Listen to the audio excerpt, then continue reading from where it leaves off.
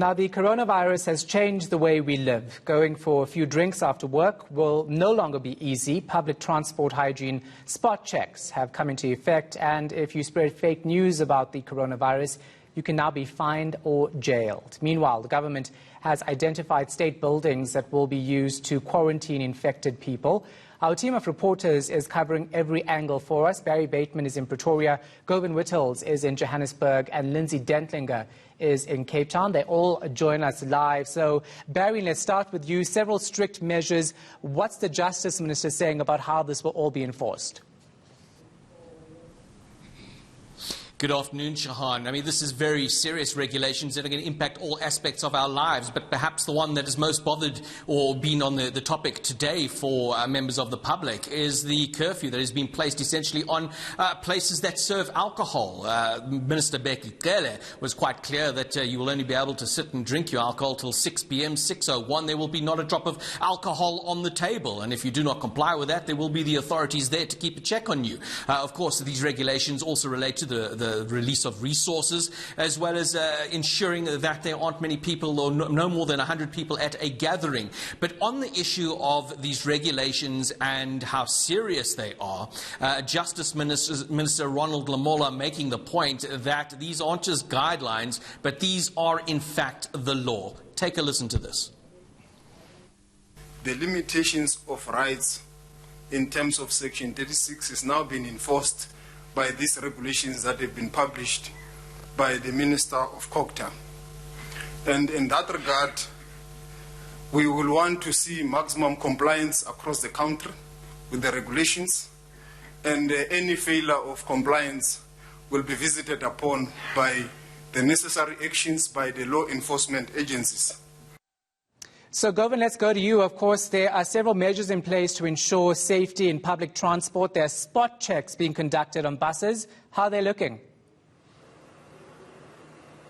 They're looking pretty clean, Shahan. The MEC of Local Transport in Gauteng, Jacob Mamambola, was here earlier to inspect the disinfecting process that's used by Patco. You'd see I'm at the Patco depot here in Dobsonville, Soweto. And this company is of particular concern because, of course, transports 200,000 people to work and back on a daily basis. That's just in Gauteng. It's one of the biggest bus companies in the country as well. And the MEC was here to not only inspect the disinfecting process, but also to listen to their concerns. And among them, Shahan, is the lack of resources to purchase gloves, face masks and disinfecting spray, as well as the brushes and disposable stuff that needs to be used to disinfect the buses. So you'll see behind me, most of the buses are parked, but they're planning on disinfecting each bus before and after each trip. That's a process that might cause delays, but the directors of Patco say they think it is possible, and they've appealed to the Transport MEC in Gauteng to help them with supplies. Let's listen now to Jacob Mamabola.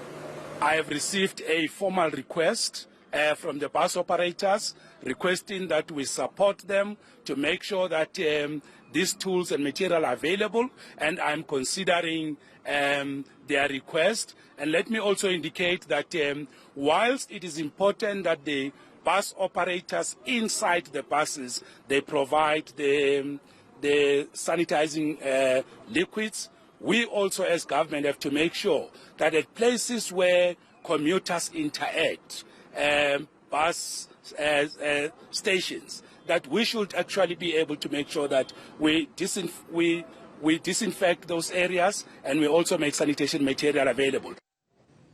Lindsay, let's come to you. Of course, we're talking about tough restrictions and border control in particular. What's the Public Works Minister saying is going to happen? Shahan, so besides identifying a range of sites for quarantine, the Public Works Minister is saying we can expect, as the number of cases increase and the virus progresses here in South Africa, to need more space for people to be quarantined, especially those living in informal settlements who might not have alternative means to take care of themselves should this virus take hold among them. But also in terms of the borders, as we know, the President already announcing that 35 of the country's 50 53 border posts have been closed to traffic coming through. Minister Patricia de Lille looking to tighten up on Bite Bridge particularly, and construction should be starting in the coming days for a 40-kilometre fence along that perimeter, 20 kilometres east, 20 kilometres west, 1.8 metres high. And the minister saying this was not only to keep South Africans safe, but also those travelling in to the country through that border post. Let's take a listen to how she justified the need to spend 37 million rand on this fence. It's not xenophobic. It's one, to protect our own citizens, and secondly also to protect people coming into our country. Because at the border post now, you've got health inspectors, you've got environmental professionals, and they are doing the testing and screening at the border.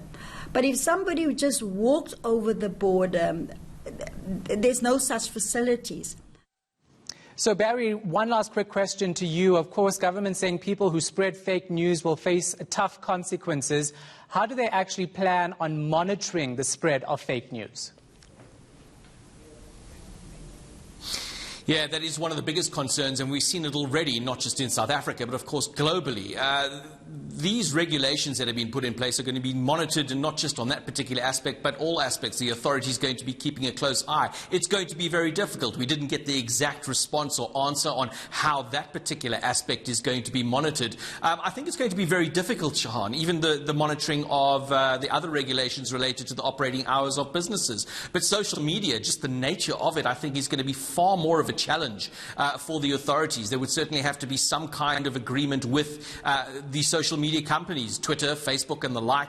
Already trolls, nameless, faceless people have been able to spread all kind of messages, not just on this, just look at in the last year related to various controversies that have dogged this country. So I think it is going to be certainly a challenge, and it's going to have to be a learning as they go along, Shahan. All right, we'll leave it there. Barry Bateman, Govan Witzels and Lindsay Dentlinger.